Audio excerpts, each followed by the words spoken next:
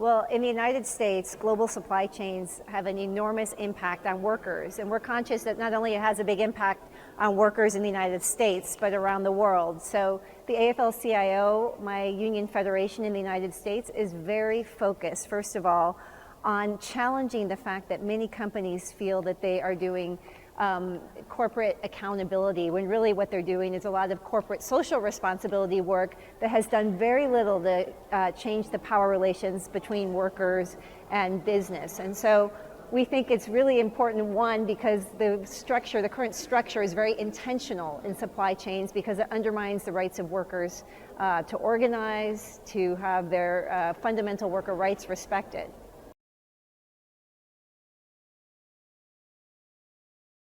The main challenge in the United States, well, it's huge because it's the way work is being structured, which undermines the way that workers can organize, bargain collectively. We see that many of the lead firms in global supply chains are making enormous profits, but many times they've structured their supply chains in a way that does not allow workers to even know who they're working for, who they can bargain with. It makes it very hard for workers to actually improve their wages and working conditions in those supply chains.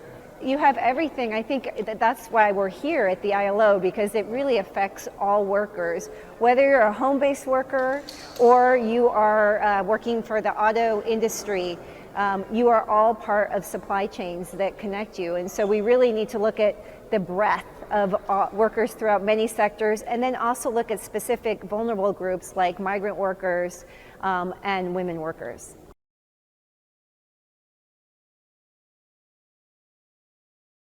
Well, we're trying to take actions every single day. I'm thinking of workers in the United States that just went on strike against Verizon. I'm thinking of workers that every day stand up for the Fight for 15. They stand up to many global brands that they feel are undermining their rights. So I think every single day workers are on the front line trying to organize, trying to come up with new strategies, and it's really key that they figure out how to build strategic partnerships with workers throughout the supply chain.